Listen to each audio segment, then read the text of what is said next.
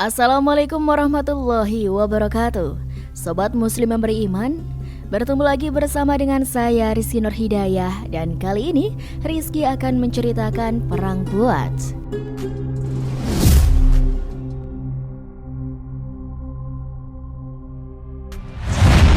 Perang Buat terjadi pada bulan Rabiul Awal tahun 2 Hijriah atau 623 Masehi.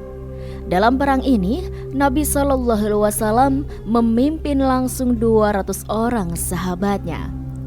Sementara kafilah kafir Quraisy yang berjumlah 100 orang dipimpin oleh Umayyah bin Khalaf. Kafilah ini membawa 2.500 unta. Mengetahui pergerakan Rasulullah dan pasukannya, orang-orang Quraisy pun mempercepat langkah mereka dan melewati jalan yang tersembunyi untuk menghindari cegatan kaum muslimin. Peristiwa ini pun berakhir tanpa kontak senjata. Terjadinya perang Bu'ats itu tidak lama sesudah Abdul Haisar kembali ke Yathrib. Pada waktu itulah pertempuran sengit antara Aus dan Khazraj terjadi, yang membawa akibat timbulnya permusuhan yang berakar dalam sekali.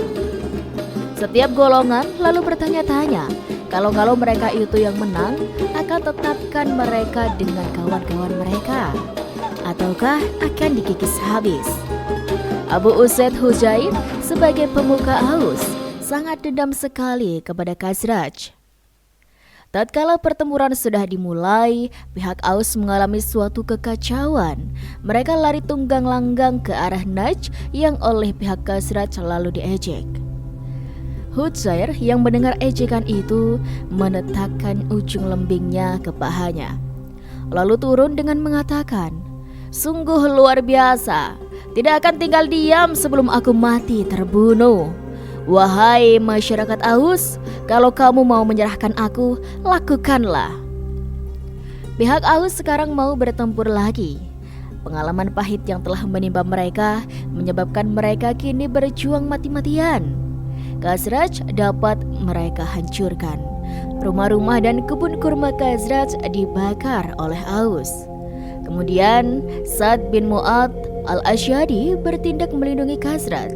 Sementara itu Hujair bermaksud untuk mendatangi rumah demi rumah, membunuhi satu-satu mereka sampai tak ada yang hidup lagi. Kalau tidak sengaja, Abu Qais ibnu al-Slat kemudian datang mencegahnya guna menjaga solidaritas kepercayaan mereka. Bertetangga dengan mereka lebih baik daripada bertetangga dengan rubah.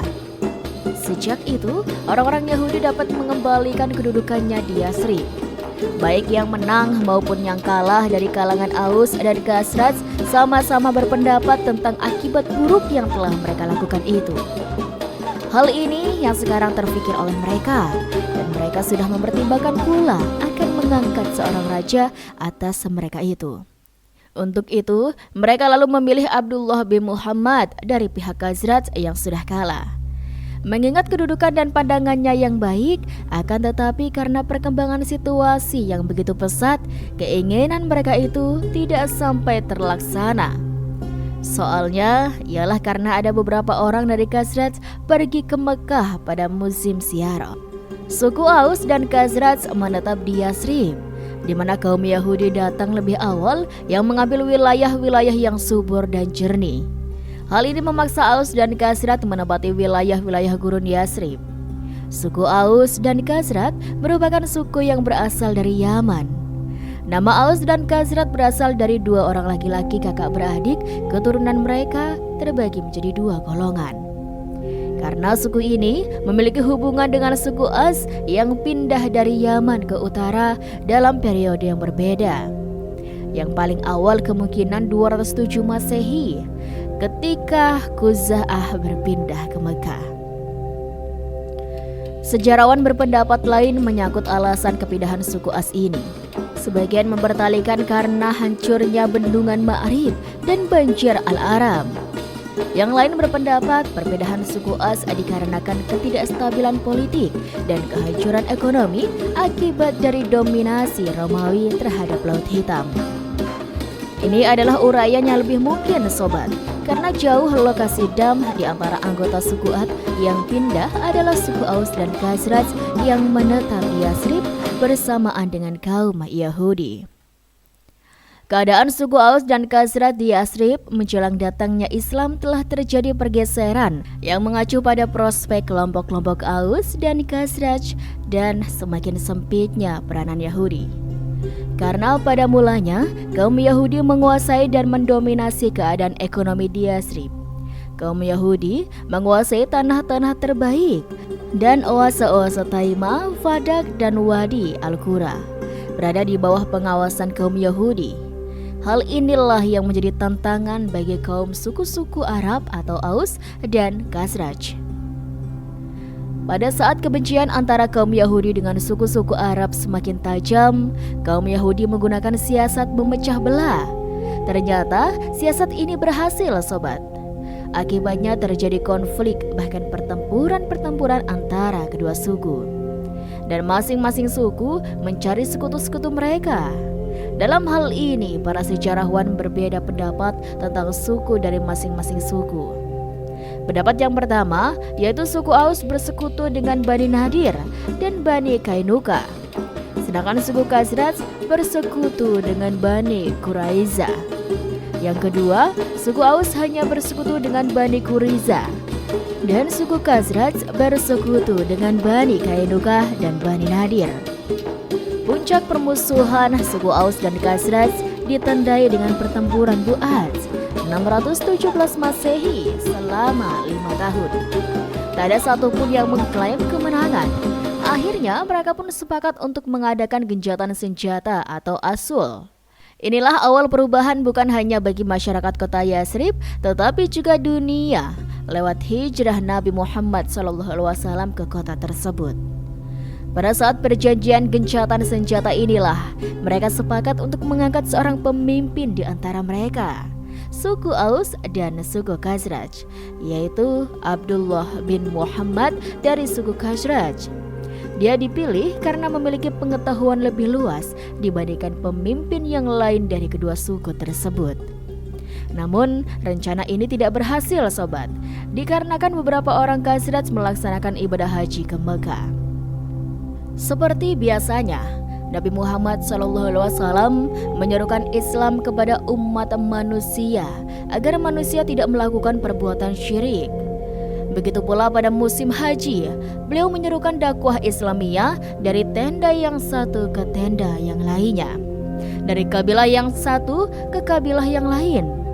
Rombongan dari Yathrib yaitu suku Aus dan Khazraj pun tidak luput dari dakwah beliau. Hal ini ditandai dengan adanya pertemuan antara Nabi Muhammad dengan kabilah yang berasal dari Yathrib atau suku Khazraj yang berjumlah 6 orang di Mina. Nabi mengajak mereka berbincang-bincang. Sesudah saling bertanya, Nabi pun mengajak mereka ke tempat yang sunyi. Kemudian Nabi membacakan ayat-ayat Al-Quran dan menyeru mereka kepada Islam. Dengan segera mereka pun tertarik dan percaya kepada Nabi SAW beserta apa yang diserukan dan dibacakan. Kemudian rombongan yang telah melaksanakan haji tersebut kembali ke Yathrib dan mereka menyiarkan keislaman kepada penduduk Yathrib. Mereka menceritakan adanya Nabi terakhir yang dibangkitkan di kota Mekah. Oleh sebab itu, Nabi Muhammad SAW terkenal di kota Yathrib. Kemudian pada tahun berikutnya mereka kembali di Mekah untuk beribadah haji kembali. Mereka berangkat dengan 12 orang, yaitu 2 orang dari Aus dan 10 orang dari Khazraj. Mereka mengadakan baiat terhadap Nabi di Bukit Aqobah yang kemudian dikenal dengan Perjanjian Aqobah pertama. Dan pada musim haji berikutnya, rombongan dari Yathrib, yaitu yang berasal dari suku Aus dan Khazraj datang lagi.